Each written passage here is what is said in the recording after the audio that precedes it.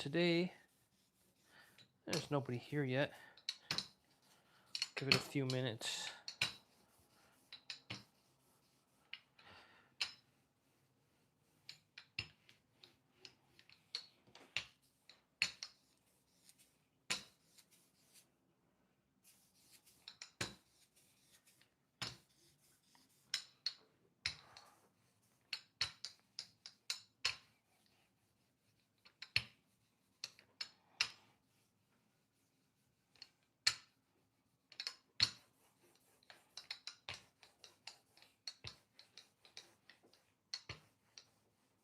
Good morning, Pam. I think you're the first and only one here.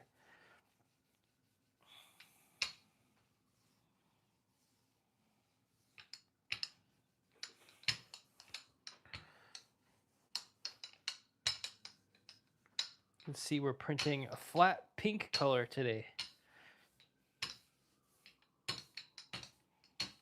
The base layer. This little Hasui Reproduction. I have 3 of the blocks carved already.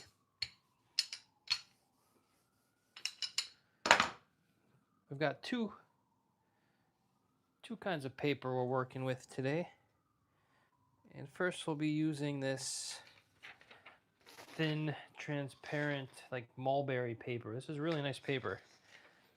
And it's not too expensive, but it really acts like, it resembles the washi, like 100% Kozo, for a fraction of the cost. And it really works well with this oil-based pigment. And when I put this through the press, it really pushes the pigment into the fibers. So I'm working on the press for this one. So just give me 1 second.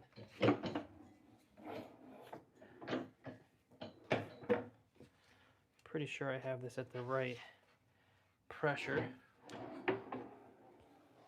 Got a little bit of a crease. That's just from me picking it up. Let's see. Yeah, that's nice. Too much pressure, maybe. And then we have our base tone for our print. So it's like Pepto-Bismol pink.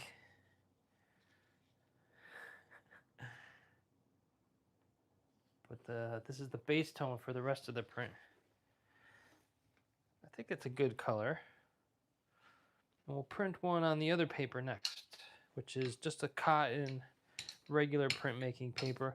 I like to do both just to see which papers, I'm still always trying to experiment with different papers.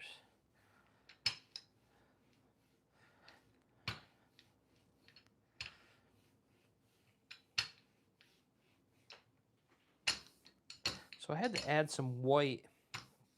I can't do it like Mokuhanga. I can't just add the pigment and then dilute it with more water and more paste to get that transparent watercolor pigment. I can't do that with these oil-based pigments. So I have to bring the value closer to where I want it. So I have to add white. And the white I'm using is semi-transparent or semi-opaque. It's titanium white. So it already is a little bit transparent. But then I did add some of the transparent base just to make it a little bit more transparent. So the secret here is to add just enough white that you can get a nice transparent color, the right value, and then add just enough transparent base to get the consistency and the transparency that you're desiring. So I'm getting to learn more about this process. And that's the goal behind making these reproductions in oil-based and linoleum, trying to learn. Eventually I'd like to make some more prints. Here's a thicker cardstock or 100% cotton. It's much thicker. And because it's thicker, when I put it through the press, there will automatically be more pressure because there's more material going through the press. So let's see what this looks like.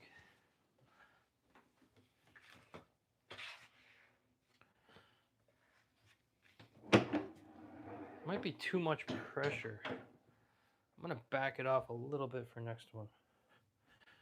I could feel like it's too much pressure. And that's nice. I like how a little bit of the paper is still showing through. Nice little texture there. You can see some of those scrape marks or brush marks that I put in the surface of the linoleum with some sandpaper. Give it a little bit of brush texture to it. That's a nice flat impression. Trying to make it look like wood grain is the goal. So I'm getting closer.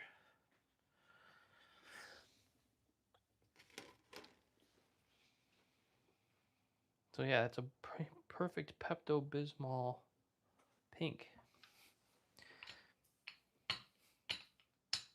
Bubblegum pink.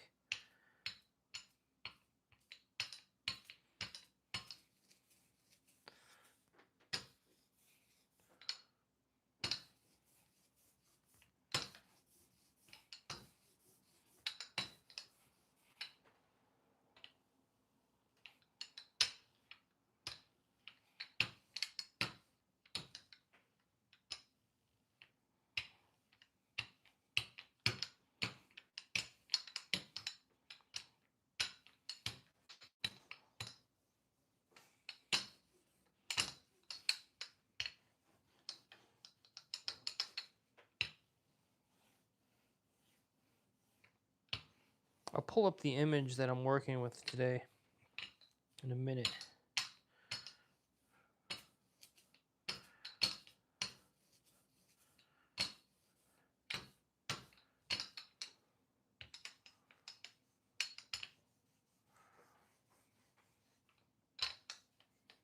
Hopefully you can hear me okay.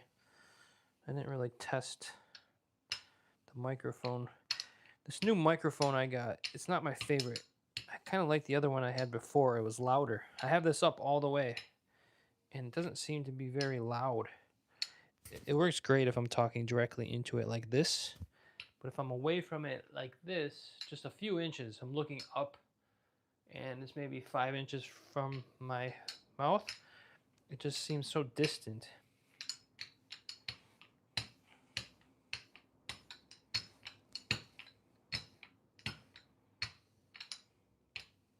So I almost need like a headpiece with like a microphone that comes right in front of my mouth, so it keeps it right here, so when I'm speaking it's nice and clear. All right, so back to our mulberry paper. And the only downside to this mulberry paper is shipping it. If I ship these prints to customers, so I can't just use photo corners on mat board. I usually, put my prints in photo corners on a piece of acid-free mat board. And I can't really do that with these because the photo corners, if this gets dropped in while being shipped, if the package is dropped, these photo corners will damage the edges of the paper. So I have to think of a better way to ship these. I'd have to put them in a folder of like acid-free paper and then secure that down. So it's just a whole different packaging system that I need to come up with for these thinner papers. Because I do like working on this and I want to work larger. So that's much less pressure on this one. I just moved the handles about I don't even know, like a third or not even a quarter of a turn. And it made a huge difference. But I think it's a better pressure. It doesn't need much. And this is much more delicate. And I'm looking at the edges of the paper to see if it's squishing down. So the last one I could show you, perfect example. You see that corner, how it kind of squished down the edge. And you can see the line. Same over here. It's pushing down the paper, overlapping the edge of the linoleum. The linoleum is soft.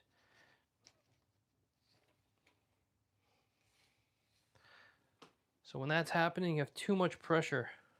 So back it off, and now I have a nice, clean corner, and that's perfect.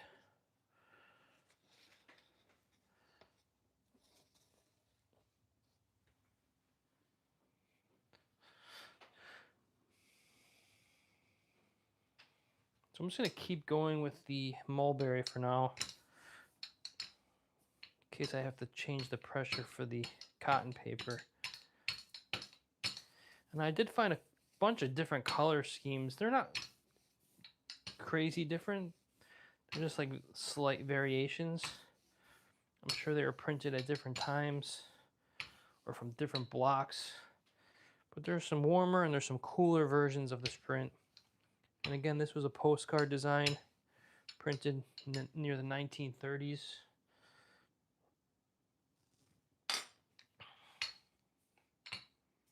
And I feel like, I don't know what it is about these little postcard prints that Hasui designed, but I feel like they're his best prints. His full scale prints are much more refined, much more thought out. And these small ones are just, they're almost like little thumbnail sketches for the bigger works or for the larger works. Just a simplified version. But they have so much more quality, like so much more character to them. And you can see his hand in the brushwork, and the carving is loose and the printing is loose, and it just, there's something about them that makes them really magical. And I'm just attracted to them. I look at them all the time, almost every day.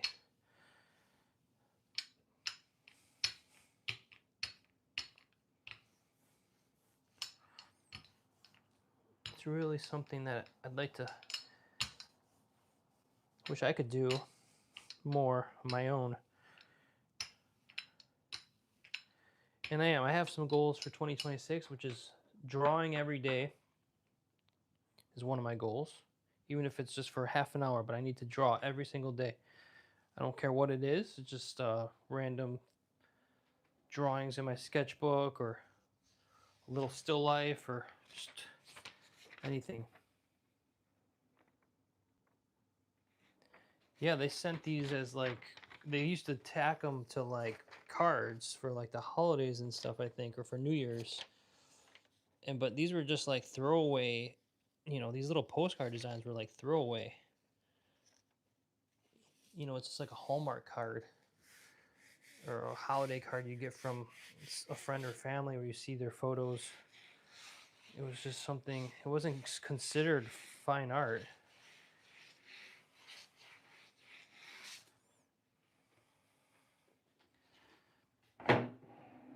Pam's asking if they were sent as postcards, not as like, not for travel. I mean, I don't think for traveling, but I think they used to more for like New Year cards.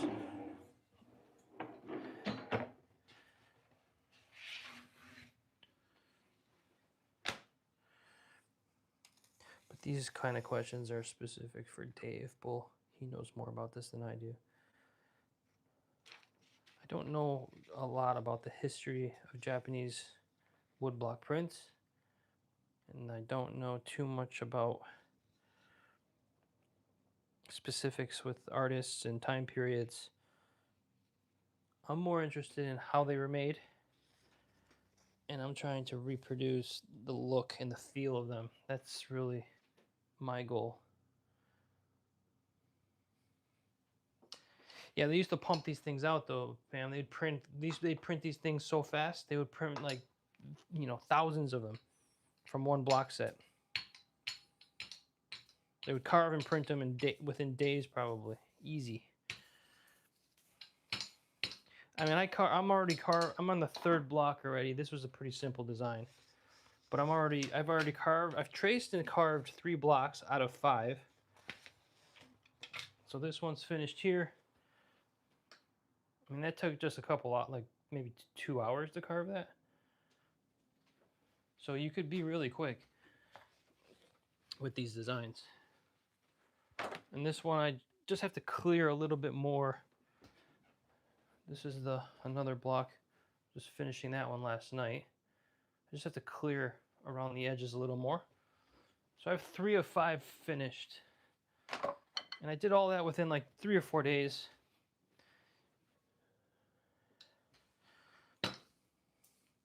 But you know, they're working as teams. So they have carvers, they have printers, they have the master design from the artist, the designer. They could pump these things out quick.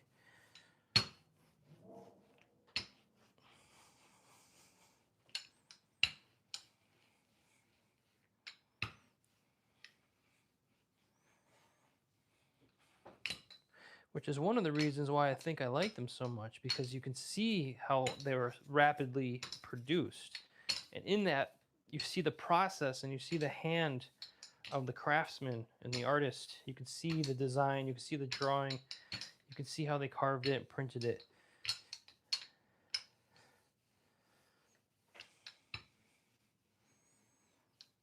These were not precious individual works of art. They were just mass produced for consumers.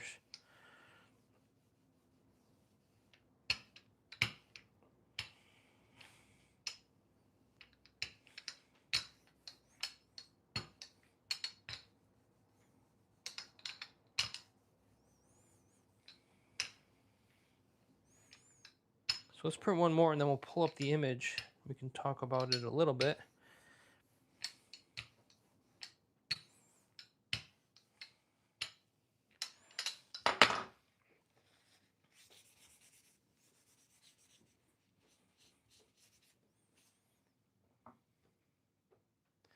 So we have a few more people here. We're just doing a base tone for this print that I'm working on, this reproduction. Using a mulberry paper for now.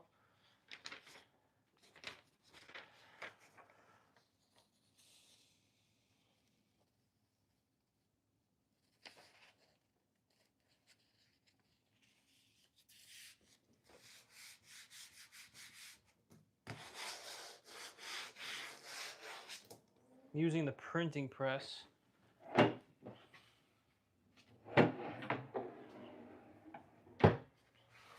can also show you the printing press. A little bit different setup than normal.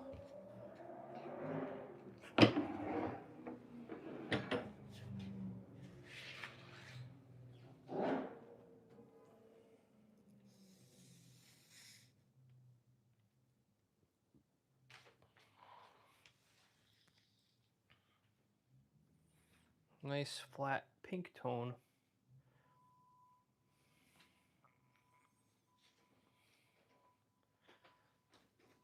So let's pull up the image real quick. I have my iPad. This is a Linocut Empire of Age 470. This is a Linocut, but I'm using a woodblock print as reference. I'm replicating a. So if you go to this website, miniaturejapanesewoodblocks.net, you can also just search Kawase Hasui miniature, and this will come up. Hit this website. It's Gallery 3E. This website is amazing. It has all, it has all of these postcard designs on here. And the one we're working on is here. So you can see this pink base tone under this Mount Fuji. As the sun's going down, it seems like the sun is going down or it's either rising, and you're getting into this golden hour. But when you zoom in to the edge, you could see that base tone at the edge of the print. So the registration isn't very lined up on a lot of these prints. So if you go around the perimeter of the image, you can see the blue and pink are not quite lined up. You can see that the There's a lot of tamari or pigment buildup on the edge here. That's where that dark pink is. So they're brushing it on very quickly, printing it very quickly. And you can see the overlap of the gray block and the darker black block. So there's 1, 2, 3, 4 blocks there. You can see. If I pull this up, I trace this in Procreate. So I have all the different levels. So I have the key block, which is the darkest color. Currently I'm using oil-based ink. Just regular printmaking ink. It's relief ink. So this is the key block. You can see that color there. This is the gray, which covers the leaves and the trees. This is dark blue, which is interesting because you could see it in the leaves there. When I turn this color off, you can see how that blue is in the leaves, just right there. It adds like a shadow or some value change in the temperature of those leaves, which is like really interesting that he just left that little chunk there. You can barely tell, you know, from a distance. You can't really, I guess it's there, but you don't really notice it. And these are the reasons why I love copying these, because you don't see these things right away until you really dive deep and you get down into really start tracing around these blue shapes. You can see the overlapping of the colors here. They weren't too careful. They weren't trying to get this blue line exact.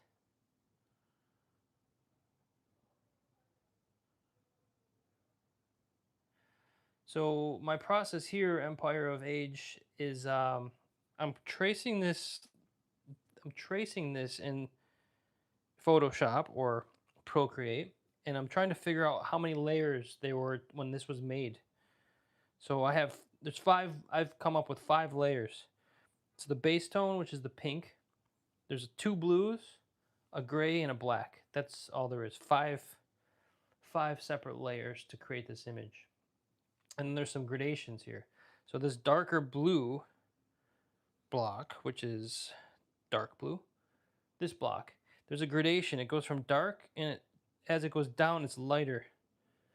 Now, if I zoom out, you could see how it's darker up here, and then right about here, it stops. So it's really just this transition from here, and then it fades out. You can see that. And then there's this blue, a second blue, a lighter blue, which is the sky, but it's also the base tone in this mountain. So it's the lighter blue that's in the mountain. It's transparent here though, so you can see these shapes. And you think that where these little, yeah, the paper is white, and that is the 6th color, but this one there's not really, because the whole base of this print is pink. So every color that's printed on top of this is influenced by that pink base color. And that's the most interesting part of these designs. These are Shinhanga prints. So there's multiple color blocks stacked on top of each other. The colors influence each other because they're transparent, but also there's no gaps. So it's not like ukiyo-e where there was heavily key block that surrounded every image. So in ukiyo-e, there would be a black line on every single leaf. Every single shape would have a black line around it, and then it would get filled with a color. This is different. These are overlapping colors, and that builds out like more of like a painting, like an oil painting or watercolor painting. There are some key lines here at the tree where there's a big division between the foreground and the background. There are some key lines, as you can see here. But the reason why this works is because these colors are stacked over on top of each other, and it all starts from having a base tone. So there's no white gaps. You don't see any white gaps anywhere in the paper, because even if there was a little gap, it wouldn't be white, it would be pink.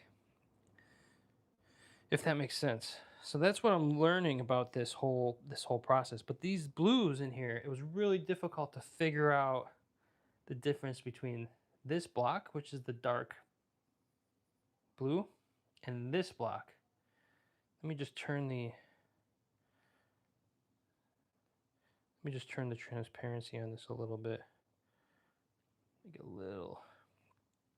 So this block is the light blue block. And you see, let's look at these shapes, these like icicle peninsula looking shapes.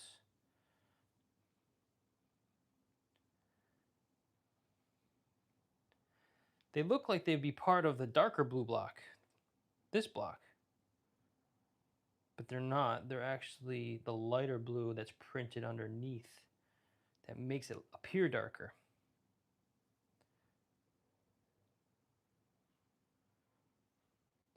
And same as the... So this light blue block covers everything except for these shapes here in the mountain. And I don't see this. This is another interesting, very detailed. I don't know if you can see this or if it's actually true, but this is what I see. But if you look at these two trees, let's see, look at them here. Yeah, this is showing up well. This tree is much warmer than this tree. And why is that? It's subtle, but it adds just a little bit more depth. It makes this tree that's behind go further in space. And how is that? It's because this light blue block isn't in the tree. So the pink is showing through. So it's a gray on top of pink only, where this one has the pink, the blue, and the gray. So it's slightly darker in value and more cool. So these are the subtle, tiny little subtle things that you see and you discover when you trace and you carve and print these designs. I'm not just doing it to generate views or to make sales. I'm doing it to like get a better understanding of these artists, the time period, how they worked, how they designed, and I'm trying to now translate that with another medium, which is a whole other, skill set that I'm trying to learn. And there's many other things that are really interesting about this. But so let's go back. I'll show you. Let me just search this.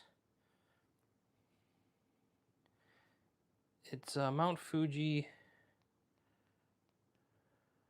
at Taganara Hasui print. I'm going to just search this on Google.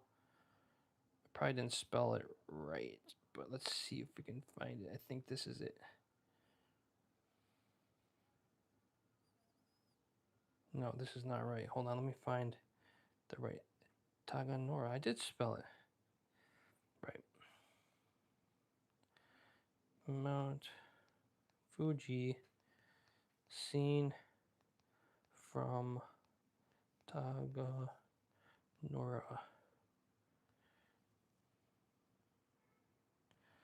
So I'm looking for Fuji Arts. So there's a lot of versions. This is it here. So here we go. So here you can see there's other versions. Yeah, I'm blown away too. On a daily basis, I'm absolutely blown away. This is a warmer version. But I believe there's different blocks here because these shapes, the shapes that are in here, these secondary, this isn't a good version. Let me just click on this. Those secondary shapes, that you barely visible in this one. This is better. They're different. They're slightly different than the other one. Also, there's some, the carving up here, so I'm not sure what you call this kind of carving where it's really cut up and broken to make it look more rough. Yeah, there's no dark blue, so instead of the dark blue, it's this orange color, essentially. They're just trading out. But I believe it to be a different block set altogether. I feel like this one would come after this one. But this, you can see, this one, the pink isn't as strong in this version. Or maybe it's faded over time. This one's much more blue. The background is more of a base. It's more just the white of the paper, actually. There is no pink background. It's just the white of the sheet. So they just took out that base layer altogether. This one has that pink base tone, which I'm basing mine off of. Again, the pink. This one's a nice one. Less pink, but it's more purple. Like the blue and the pink are interacting a little bit more. And again, another blue or green one. But this is like this mist from the bottom up. This is going to be hard to do with my version. So I have to really pay attention to these gradations and try to figure out how to do that properly.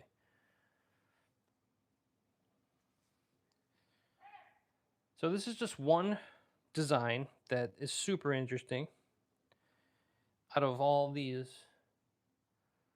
And each one is unique. I love this one with the boats. They're all great. This one I like too. I've been looking at this one. This has the same base tone.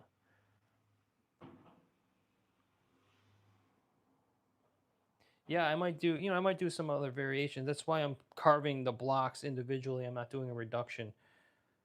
This is the same pink, same base pink tone. The blue gradation.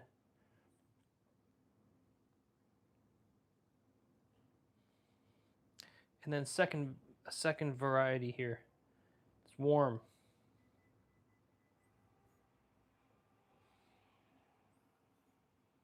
Sorry, this is like not very clear, but then a warm. So the key block's the same. The gray blocks are the same. And there's some variation you'd have to go into. I think there's another block for the sail. I'm not sure, but I just love how they utilize the same blocks for multiple, early morning and evening, sunrise, sunset. But this is such a great resource to have. I love this one.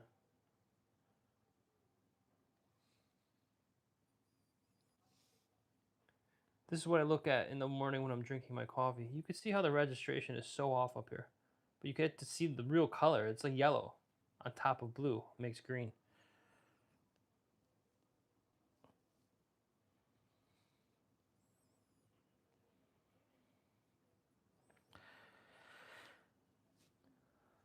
So hopefully you find that interesting.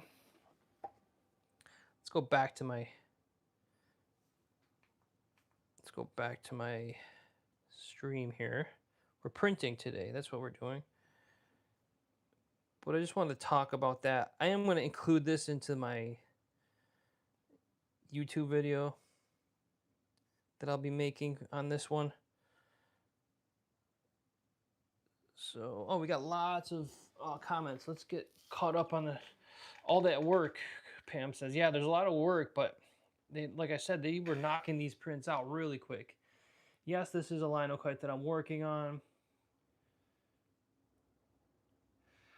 I won't be probably making a woodblock print out of this. If I do, I would scale it down and make it smaller. It'd be like the postcard size. But I do have the design traced now in my Photoshop file, so I could. Am I frozen? Am I frozen? Am I frozen? It's frozen on my screen. Let me know if I'm frozen. I'm not frozen here, but I'm frozen on my screen. On my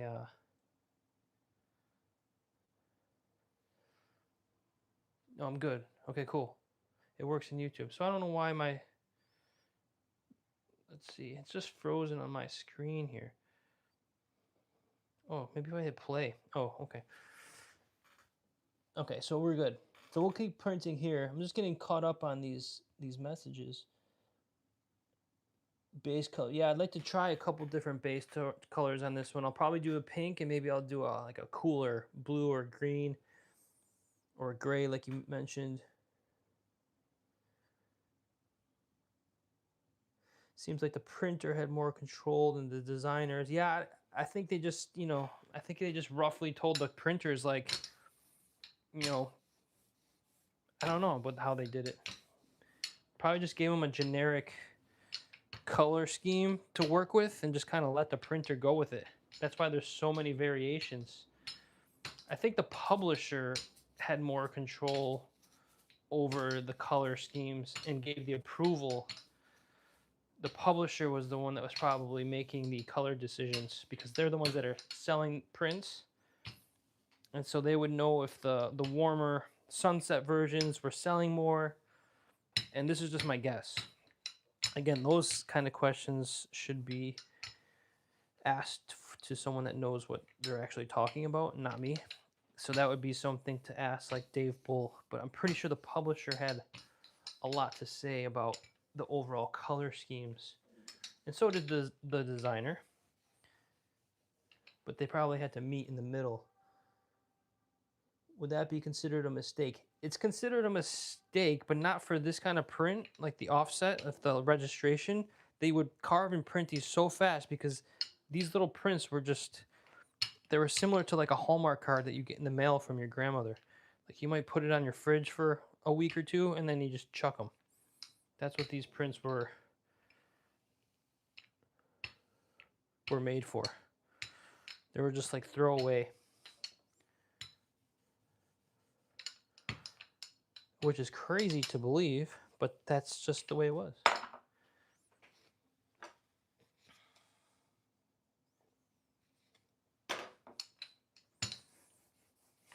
And again, that's to my understanding. Don't quote me on any of this historical,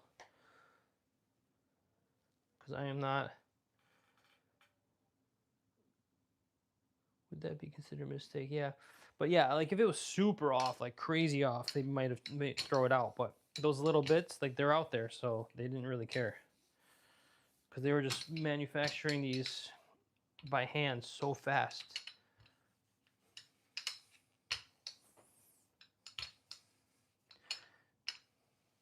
But with all these small postcard designs, you can pretty much put in the same title, and he made a larger design with this very similar color scheme and composition. So they're almost like little sketches, little thumbnails.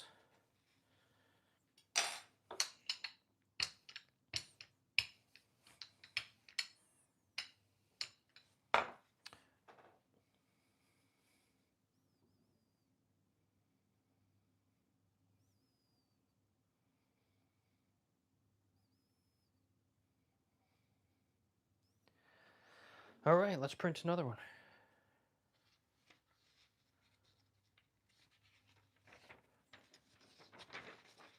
Again, we have mulberry paper. First, we got to clean these edges. Got ink all over the place. So yeah, this ink I'm using, someone asked, is Cranfield Relief Inks. They come in a tube. You can squeeze them out like oil paints. Nice and easy to use, easy to store. But any printmaking ink, and litho inks, relief inks, will work for this kind of work. And I could do an impression by hand with the Baron.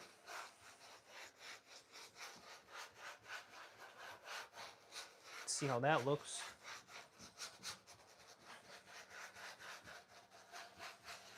This is a ball bearing Baron.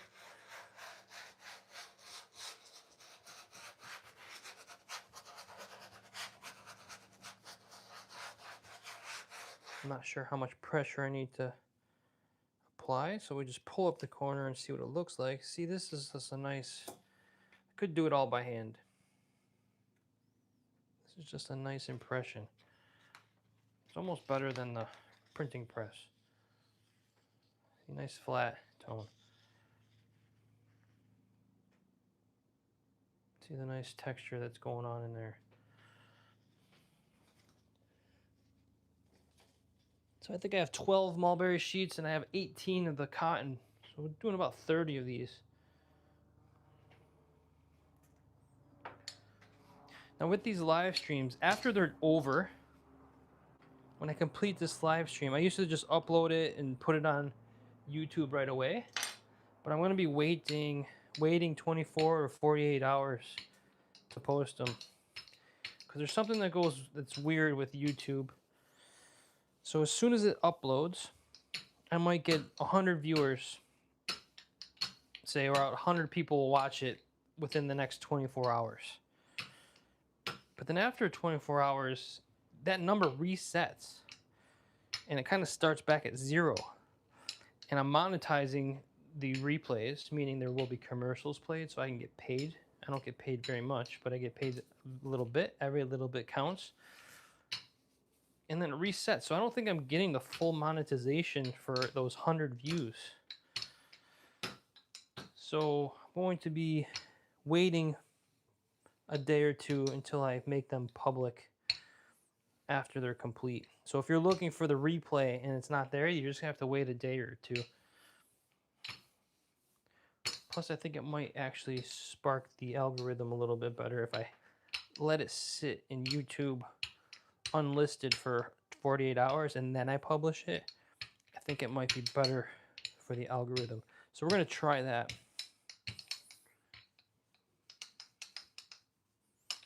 See how that works.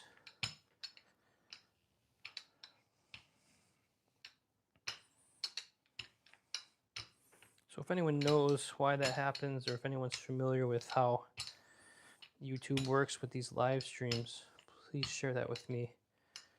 I would appreciate it.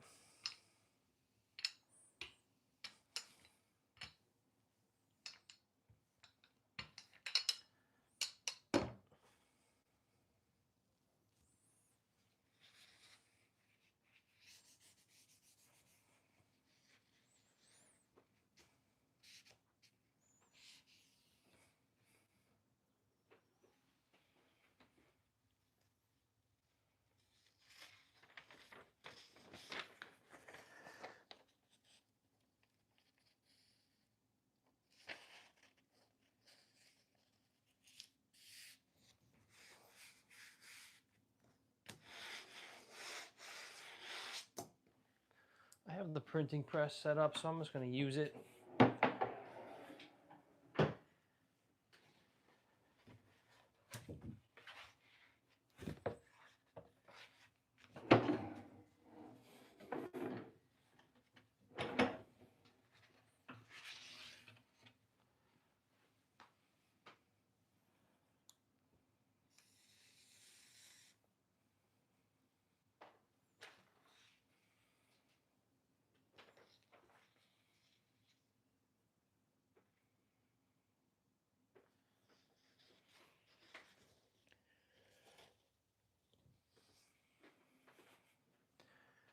Even though we're just printing a flat Pepto-Bismol color, pink, I'm still having fun.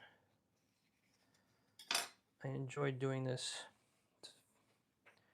There's just something about it that just never gets old.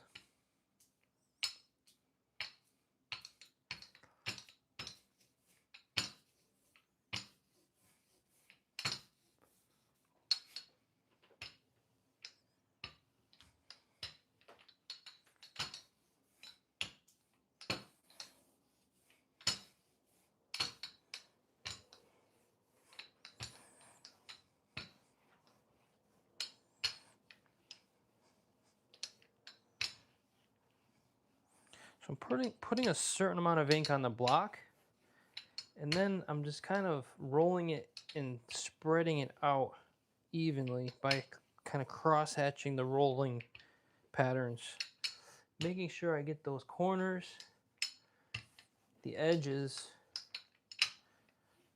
I'm just going over it multiple times in different directions. So that's enough ink. It's just the amount of ink I need on the block. It's just a matter of spreading it out evenly. And I keep getting garbage on my block.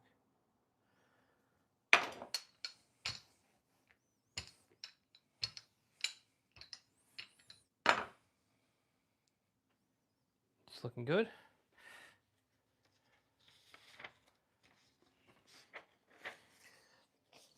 And I have to keep cleaning his edges, especially the Kento areas.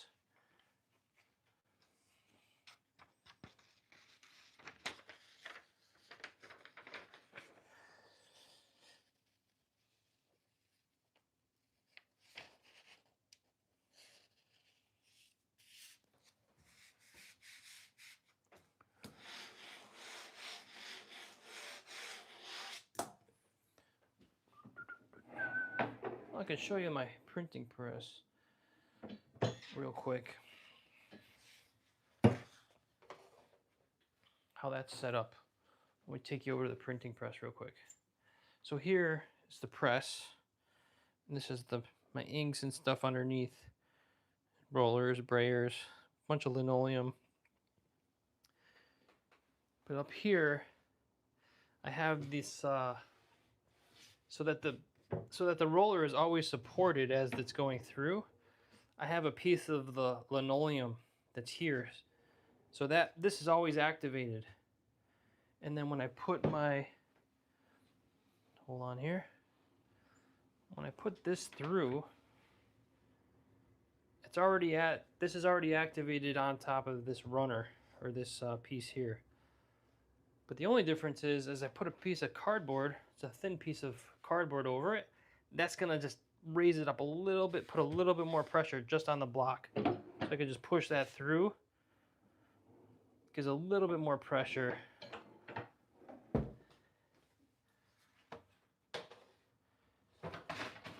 Whoops.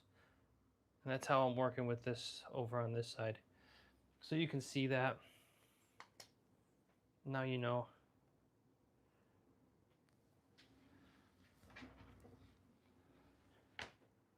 Let's see if we can get this back the way it was.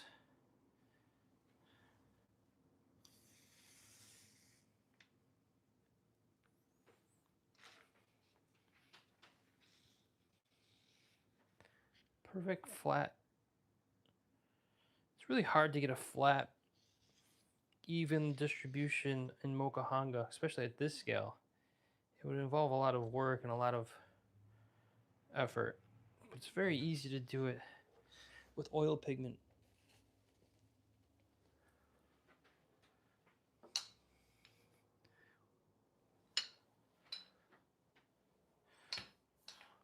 So this is today's work.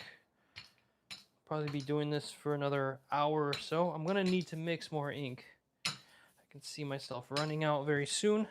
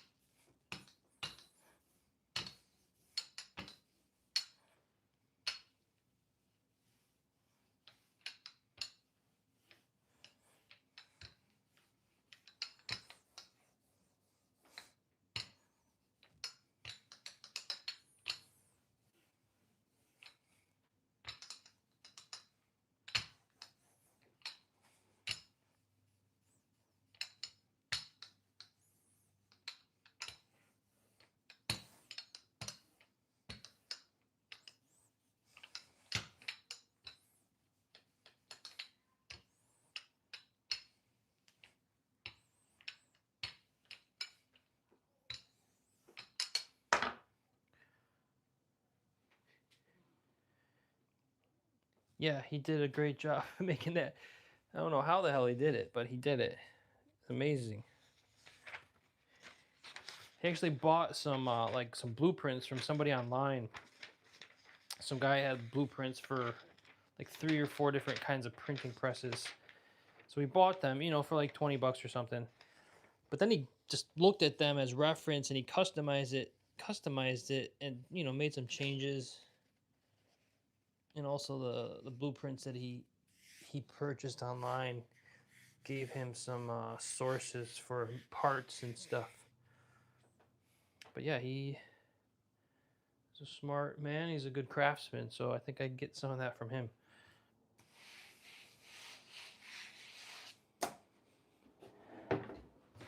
Not the smart part, but the craftsman part.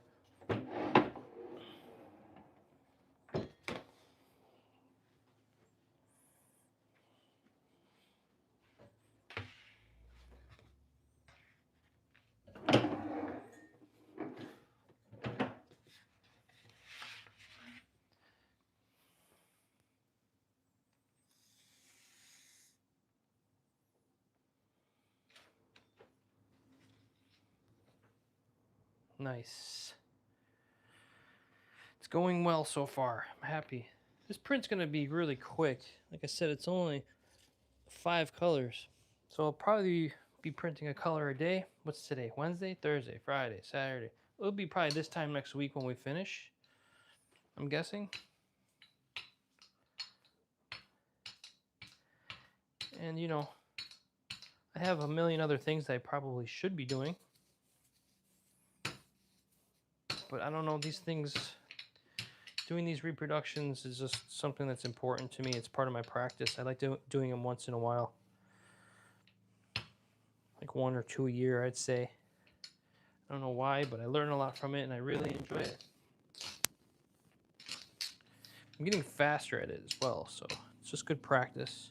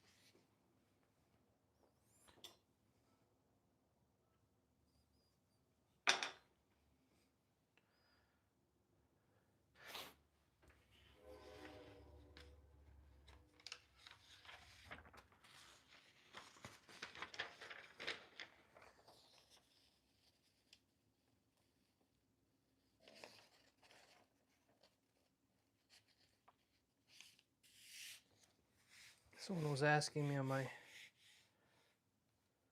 YouTube, I was actually making the reproduction of the other Hasui like this, the vertical one, the Matsushima one. And they were interested in starting Linocut, but they wanted some pointers for beginners. They were asking how they could learn how to do it and be more efficient. So my reply was, just watch more of my videos. I pretty much put the whole process on here. I said specifically the live streams, because I pretty much cover it all. But I also recommended that they just do a simple, maybe just a black and white, just keeping it simple, just so they can learn about the materials and the carving, learning about the tools.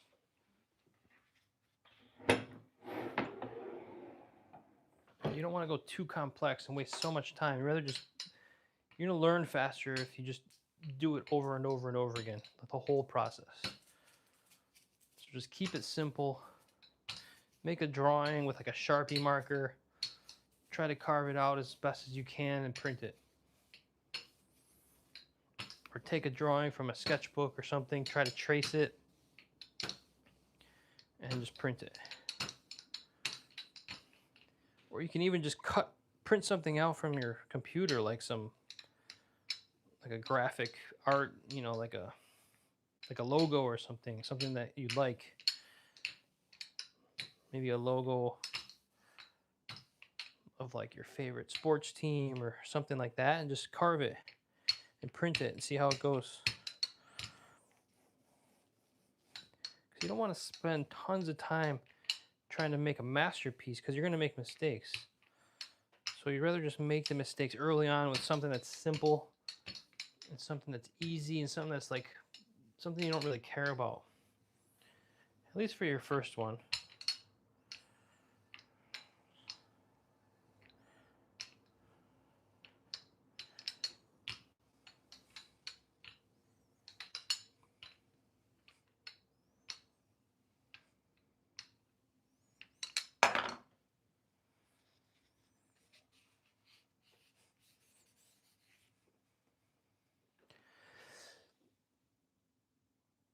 What paper am I using for this print? It looks like some variety of washi. It is mulberry paper. It's very strong. Doesn't have any size in it. It's a fraction of the cost, but it has the same feel and look as washi.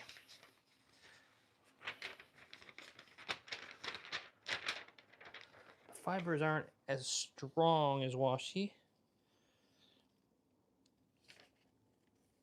but I think this stuff is like, it's like $7 a sheet compared to what washi's going for nowadays. I don't even know because I haven't bought it in forever. So I'm just like fully transitioning to Linocut these days.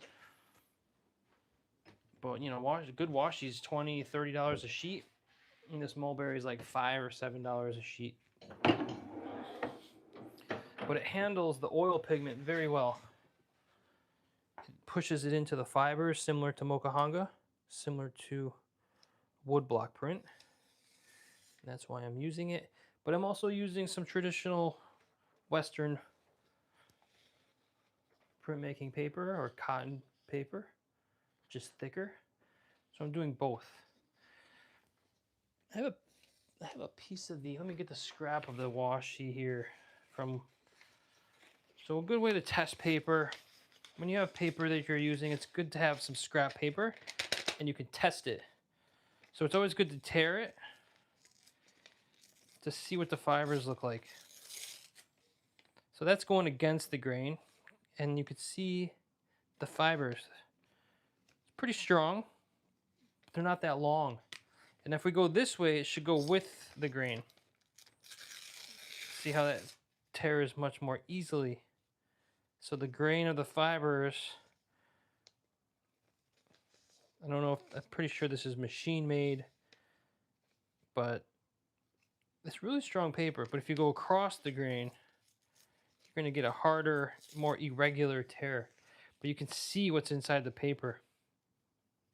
You can also test, sorry that's gross, but put a little moisture on the surface and you can see how long it takes for it to soak in. This actually seems like it has a little bit of natural size in it. I'm almost positive it's not sized, but there's some natural sizing in it, in the fibers, I believe, because it doesn't absorb it very rapidly. Like a piece of, if you put a drop of water on a piece of like toilet paper or tissue, it'll just soaks in right away. There's absolutely no sizing, no glue in it. But these natural fibers act as like a natural size.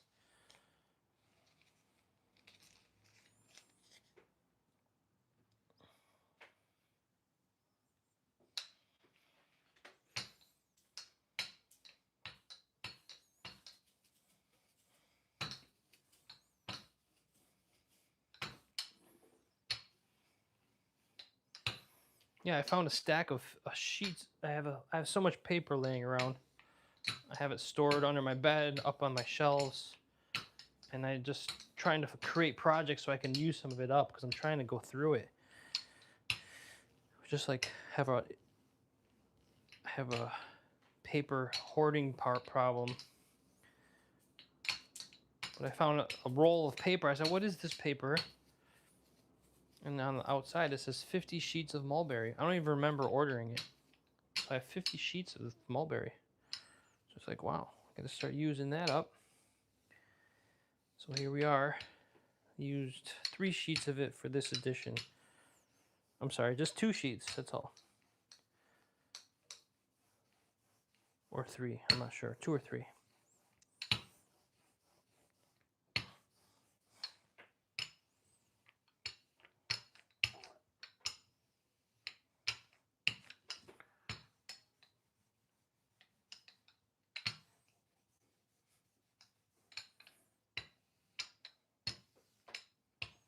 But luckily I labeled the roll of paper so I knew what it was. And that's my, you've heard me say it before, some of you. My pro tip for the day, when you buy paper, as soon as you get it, label what it is and where you got it from and the date. you'll think you'll remember, but when you store it away and 10 years later you find it and you're like, what is this? You're never going to remember. So always label your paper.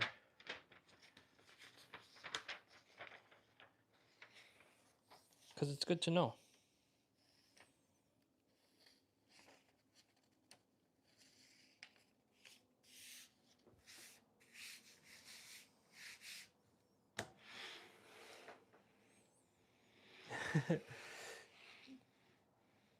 Yes, if you're a printmaker, you probably have a stack or rolls of paper stashed away somewhere. And I'm sure a lot of it you don't even know what it is because you didn't label it.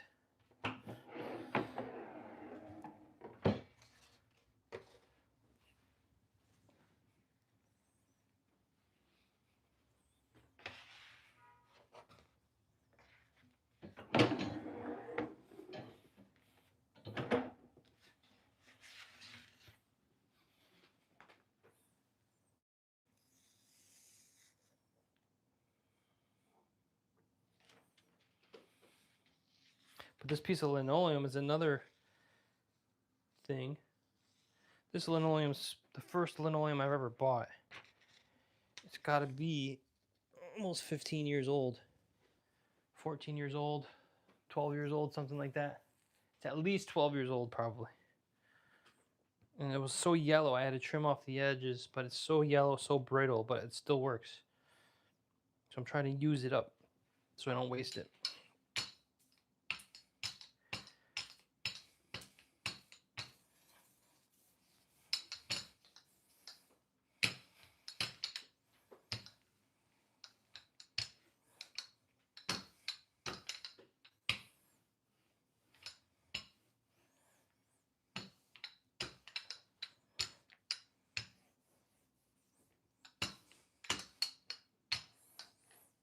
So our stack of mulberry paper is finished.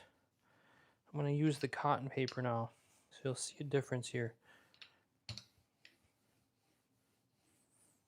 I have 1, 2, 3, 4, 5, 6, 7, 8, 9. I have 12 of the mulberry, and I think I have 18 of the cotton paper.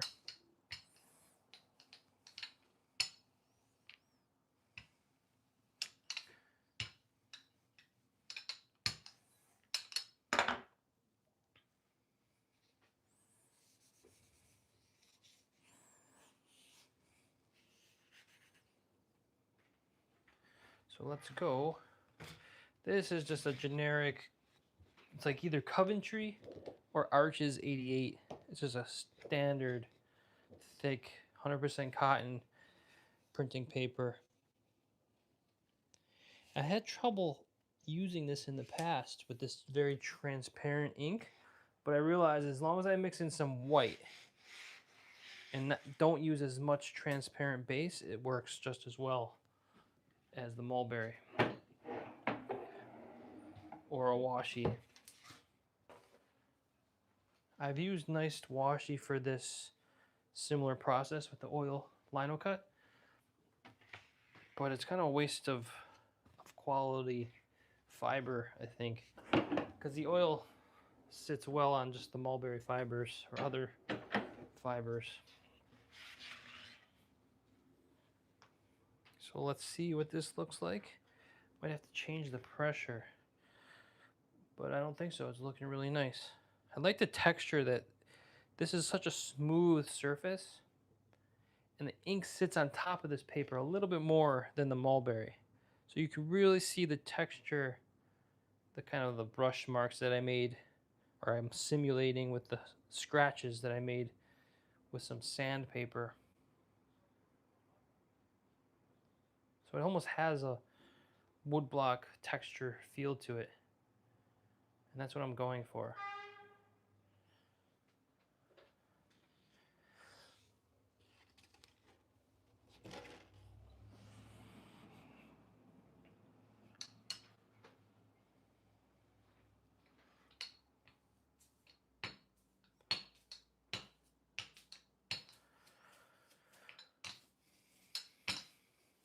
So this should dry overnight, and I will be printing tomorrow the next block, which is the light blue block, which I'll show you. I showed you earlier. It's already carved.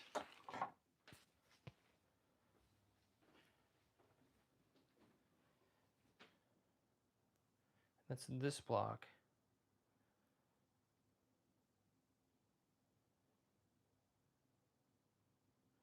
Minus the tree and the light masses of Mount Fuji.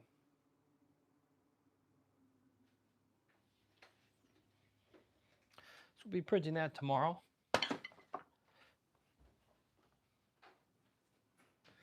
Probably same bat time, same bat channel. Around 11-ish,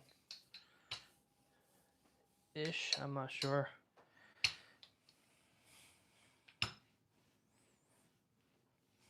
Unless something comes up.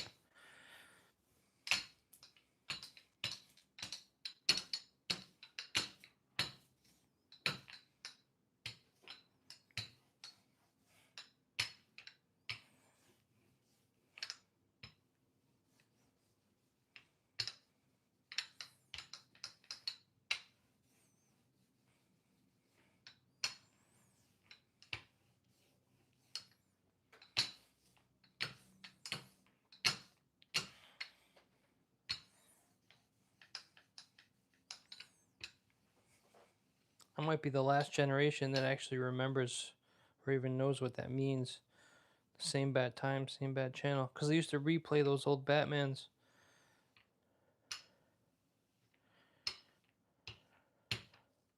When I was a kid. I used to love those.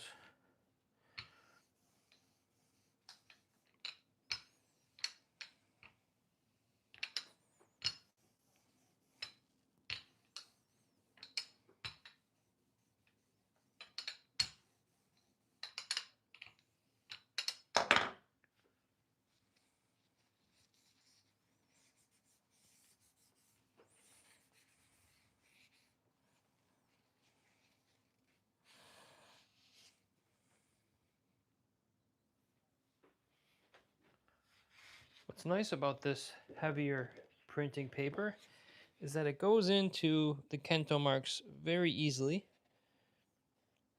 It lays down nice and flat.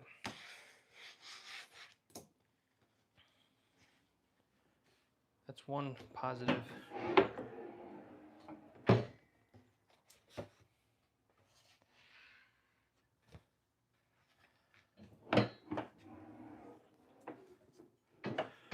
I think I need this much pressure. I'm going to just loosen the pressure a little on the press because it seems a little too much.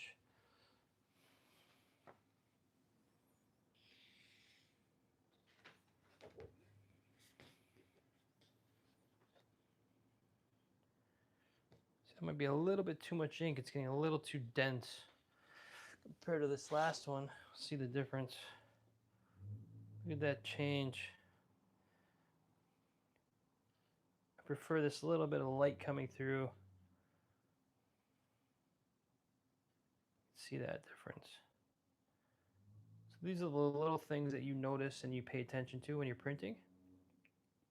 So a little bit less ink on this one. I'm trying to keep them consistent. It doesn't matter too much.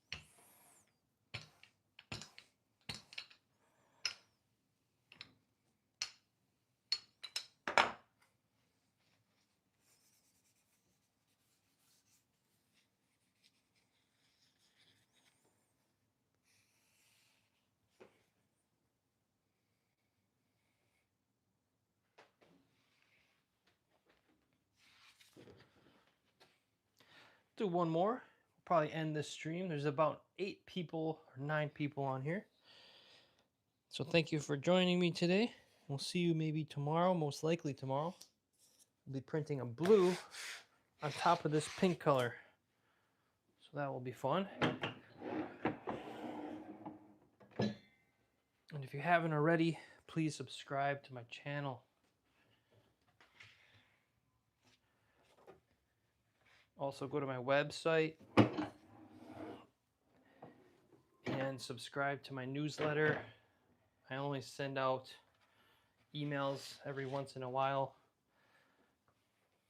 but it's just a good way to stay in contact with me for any news.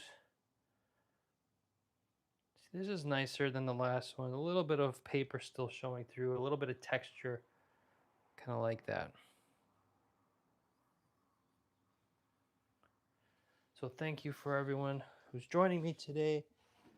Enjoy your Tuesday afternoon, and make sure you get outside and go for a walk today, or do something like that. Bye for now.